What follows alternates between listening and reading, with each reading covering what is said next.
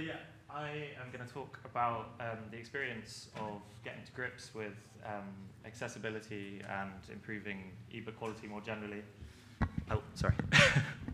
That might help. Yeah, a small university press with very limited resource. Just to kick off, I wanted to say thanks to Gautier and all the organisers of the conference for a warm welcome. So just to give a bit of context, the University of London Press sounds like it would be a lot bigger than it is. It's 6 people working on books, mostly part-time, and a production team of 1, who you're looking at right now. And as a result, our production workflow is largely outsourced, mostly to suppliers based in India, which seems to be fairly representative of UK university presses of our size and potentially other presses in the UK as well. So yeah, due to our size and limited resource, we tend to rely quite heavily on those third-party suppliers for many of our functions. So that includes our front list workflow and also one-off projects like ebook conversion or remediation, things we've talked about this morning. So we're a predominantly open access press, so we publish all our books simultaneously in different formats. So we have print, usually paperback and hardback, EPUB, PDF, and a HTML version, which is published using a platform called Manifold, which extracts the HTML from the EPUB and renders it in the browser. Given our place in education and also a public sector body, we tend to place quite a high emphasis on a level of compliance. So that's taken getting to grips with accessibility and, by extension, ebook quality. So before this, I had very little experience with ebooks and accessibility. So it's been quite a steep learning curve, but also very valuable. And I just wanted to share a little bit of that with you today. So here's a kind of potted history of some of the things that we've done over the last few years leading up to the EAA. I won't walk you through everything, but just to highlight a couple of things. So launching a new website was particularly helpful in obviously understanding or beginning to understand the WCAG specification. I won't say understand it at all. So that kind of laid the groundwork for being able to approach EPUBs. In March 2024, we started an audit process to get a better picture, obviously, of the backlist and the kind of things that would happen, the kind of patterns that appear in those files and the things that might throw up some problems. There was a lot of inconsistency. They'd been produced by different people at different times, so actually trying to find patterns in those things is not the easiest. So all of that work led into drawing up new specifications and checklists for working with those suppliers that I mentioned previously. And most recently, we have released a new accessibility statement, which sits alongside our public sector statement, which is more about our kind of mission around accessibility.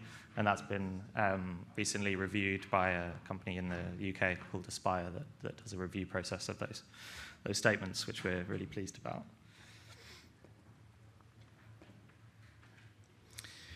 So just to talk about that relationship with suppliers and the quality control part of that. So I think, like I said, a lot of UK publishers of our size are in similar positions. And I think a lot of people do struggle with that quality control aspect. There's quite a lot of deferral to suppliers, which obviously we've heard about today. You know, some people think that you can trust your suppliers, which I agree with up to a point, but I think it takes a while to get there. And we found generally, even though we do work with suppliers who are Benetech certified, that we do find that there is still a lot of back and forth, and it does take a long time to kind of build those specifications and build that trust with suppliers. And I think that there's an opportunity for us as publishers to upskill by getting to grips you don't have to become completely technical, but to be able to kind of have those conversations with suppliers and use it as an opportunity to kind of understand a bit more in-house what you're asking for, so that you don't end up with any nasty surprises when you get your files back and they're not, to the specification that you asked for. It's also been a useful opportunity working with authors and editors to help share our guidelines and putting together those guidelines.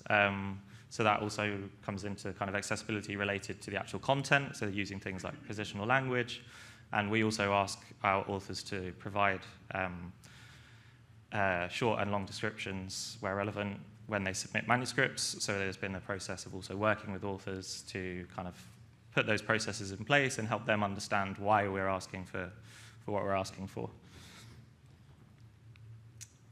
Being part of a small university press is also quite useful in this area because our other similar organizations are seen more as collaborators than competitors because we're all quite small and there's not that much of the pie for us, so we don't tend to fight over it too much.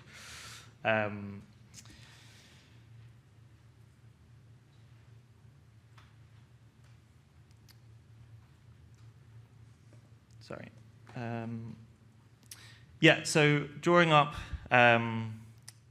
those checklists and with that emphasis on quality control involves engaging with quite a lot of resources. I've been really overwhelmed over the last kind of couple of years of putting together that information, sort of everything that's kind of been coming in the lead up to the EAA. But there are some really amazing resources out there, probably authored by people in this room, which have been incredibly helpful. There's an organization page in the UK, which I found incredibly resourceful. The DAISY knowledge base has been great as well. But yeah, some aspects of it have felt like a bit of a moving feast sometimes because they can be interpreted quite differently by different publishers, and I think there might be, in a lot of cases, that might be more misunderstanding of the specification, but there's a kind of lost in translation piece sometimes when you're coming from a non-technical background and it's being interpreted quite differently by different publishers. So for example, something like tagging language shifts, even though the specification is quite strict, speaking to other publishers, I've seen quite a lot of different implementations and different approaches, different levels of detail, so it's quite hard sometimes to know how best to approach things like that, and they're not easily detected with automation and things, and we've seen lots of amazing tools, but we don't really have the skill or the money to be able to make use of a lot of those things sometimes. So yeah, earlier this year I came across the Qualebook project that Gautier spoke about, and to be honest, I wish I'd found it sooner when I was putting together all this documentation for working with our suppliers. And I think it could be really useful in terms of building a kind of common quality standard for digital books more generally. And it would really help in that translation piece from kind of a more technical audience to a less technical audience. So let's have a quick look at an example. We saw a page before it was open. Yes, but it's opened on my laptop.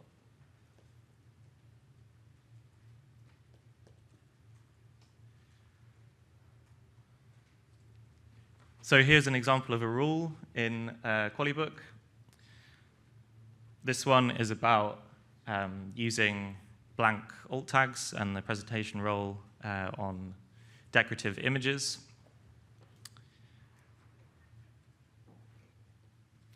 So you can see that it starts off with quite a...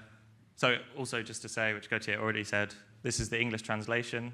The whole thing is a work in progress, and the translations are also very much a work in progress, so just to caveat that.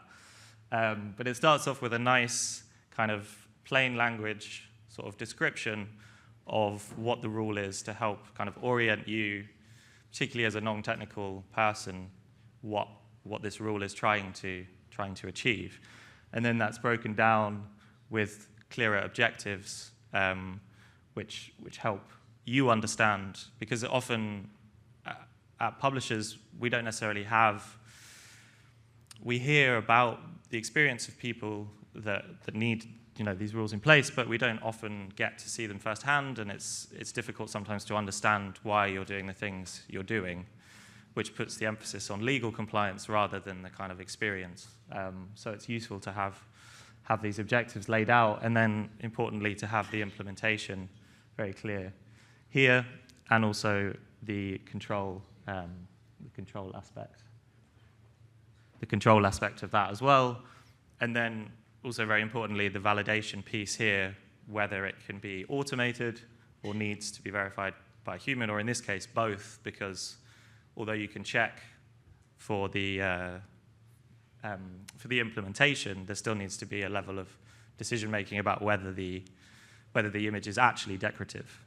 So it still needs a human element.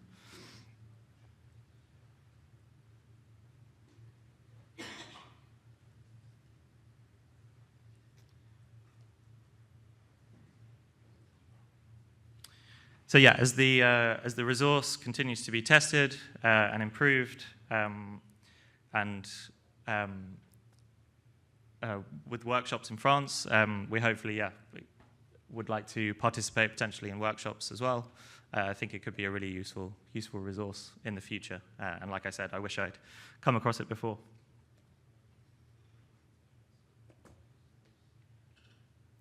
Yeah, so just to close with a quick, oh, sorry, my slides.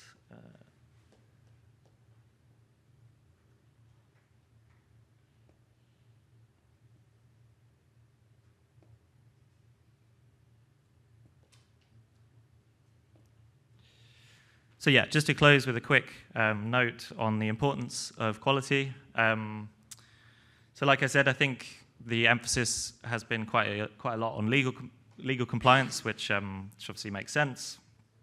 There was a lot of panic in the air, kind of when we eventually heard about this, which I think we were quite slow to hear about, potentially in the UK, but also at our press. And I think it's importantly matured and started to kind of incorporate more the experience of readers using the assistive technologies. But I think there hasn't always been as much emphasis on kind of the quality aspect of the outputs, and also the kind of future-proofing element of that. So the reason I think Qualebook is a really useful resource is because it goes beyond just the specification, and also looks a lot more at kind of the content as well, and talks about things like when you first use an abbreviation. It's really useful in kind of broadening the quality beyond just legal compliance. And I think that in terms of future-proofing, that will also really help. We've seen loads of amazing tools, obviously, over the course of this conference, but we've also heard that if you don't have the quality in the source, that you're going to find lots of problems when you try and build integrations and things like that. So I think there should be potentially more emphasis on that. An example of that, the manifold platform that I mentioned. So that is obviously extracting everything from the EPUB that's produced from our production workflow, and that will only ever be as good as the EPUB is in the first place. So there's an example of that. So yeah, thanks for your time. Appreciate it.